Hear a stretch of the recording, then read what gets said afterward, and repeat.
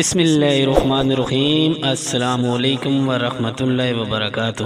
حضرت جنید بغدادی رحمۃ اللہ علیہ فرماتے ہیں کہ میں ایک مرتبہ تنہا حج کے لیے گیا۔ مکہ مکرمہ میں قیام کے دوران میرا معمول تھا کہ جب رات زیادہ ہو جاتی تو طواف کرتا تھا۔ ایک مرتبہ ایک نوجوان لڑکی کو دیکھا، وہ طواف کر رہی تھی اور اشہار پڑھ رہی تھی۔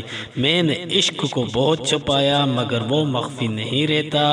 اب تو کھلم کھلا میرے پاس ڈیرا ڈال دیا ہے۔ جب شوق بڑھتا ہے تو اس کے ذکر سے دل بے چین ہو جاتا ہے، اور اگر میں اپنے محبوب سے قریب ہونا چاہتی ہوں تو وہ مجھ سے قریب ہو جاتا ہے، اور وہ ظاہر ہوتا ہے تو میں اس سے فنا ہو جاتی ہوں اور پھر اسی کے لیے زندہ ہو جاتی ہوں، اور وہ مجھے کامیاب کرتا ہے، حتیٰ کہ میں مست و بے خود ہو جاتی ہوں۔ میں نے اس سے کہا کہ تو خدا سے کیا کہتی ہے؟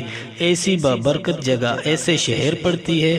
وہ لڑکی میری جانب متوجہ ہوئی اور کہا، جنید، اس کے عشق میں باغی پھر رہی ہوں اور اسی کی محبت نے مجھے حیران اور پریشان کر رکھا ہے۔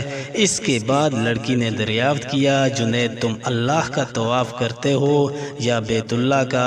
میں نے جواب دیا، میں تو بیت اللہ کا طواف کرتا ہوں۔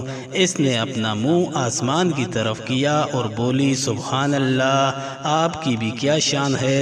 پتھر کی مانند بے شعور مخلوق پتھروں کا طواف کرتے ہیں اور شعور والے گھر والے کا طواف کرتے ہیں۔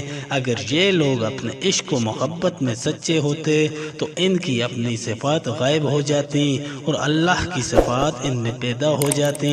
حضرت جنید رحمۃ اللہ علیہ فرماتے ہیں کہ میں فرط غم سے غش کھا کر گر گیا، جب ہوش آیا تو وہ جا چکی